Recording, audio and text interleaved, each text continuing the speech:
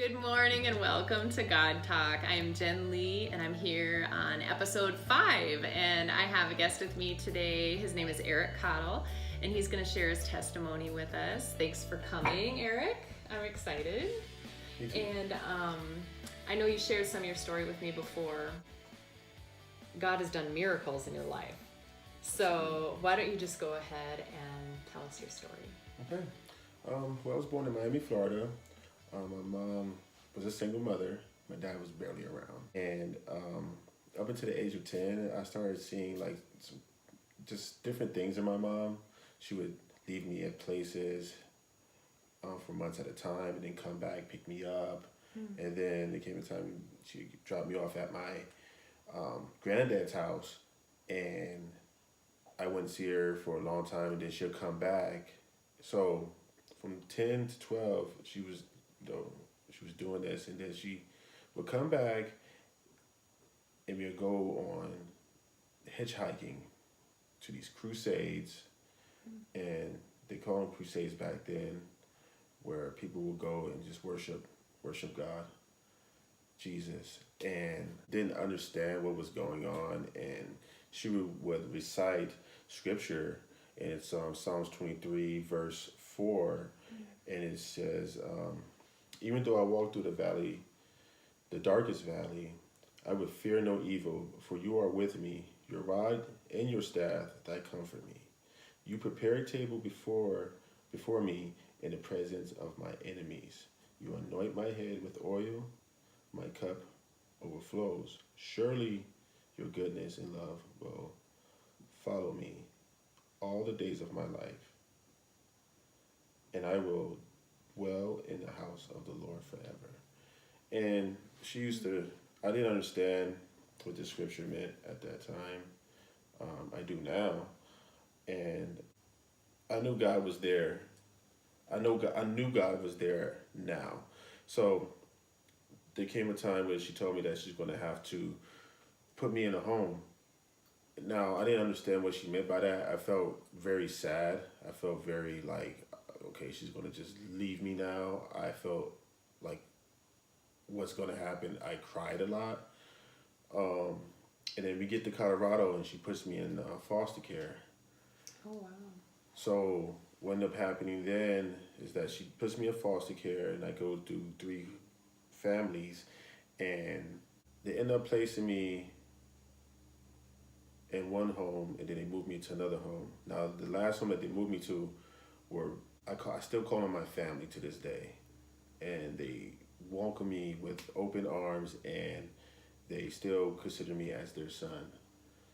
Still to this day, I love them so much, but there was still a void in my life, and I tried to fill it up with drugs. I started with drugs. I started doing drugs to fill that void, and I started with marijuana, and then later on, I got addicted to methamphetamine. And I was addicted to methamphetamine for 7 years, and this is how I know the healing power of God is real. So I end up meeting my wife in the midst of all of this, and she gives me an ultimatum where to choose her or choose the drugs. So I chose her. Well, we end up getting together, and we still live that life a little bit where it's still chaotic a little bit. We try to be on a good path, but it just wasn't there at all. And then so what ended up happening is that she gets healed from alcoholism, and she comes home and she tells me, I've been delivered from alcoholism, and I'm going to church this Sunday, whether you like it or not. So at that point in time, that was the turning point right there.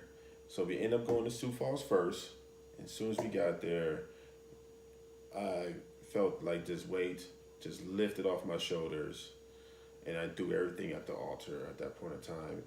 And God delivered me from all my addictions, racism, and just gave me a whole completely new life, new heart, and just new way of thinking. And did you feel that freedom in that one day? I mean, did you feel like a lot of that occurred Yes. on one Sunday? Yes, Whew. yes. Wow. Yes. It was like, felt like a ton of bricks. Was just, I took it off and just laid it there at the altar. That was your divine appointment Yes. with God. Yes. Wow. Absolutely. So I know even through the darkest areas of my life, God was still there. I thought that there was nobody there. I didn't know who to turn to or look to. When my mom was gone, I felt empty. I felt alone. I felt abandoned. But God was there. My true father, my real father was there. And just That's good. guiding me and just comforting me. Just comforting me. So I just thank him every day. And every day I wake up, I thank him so much.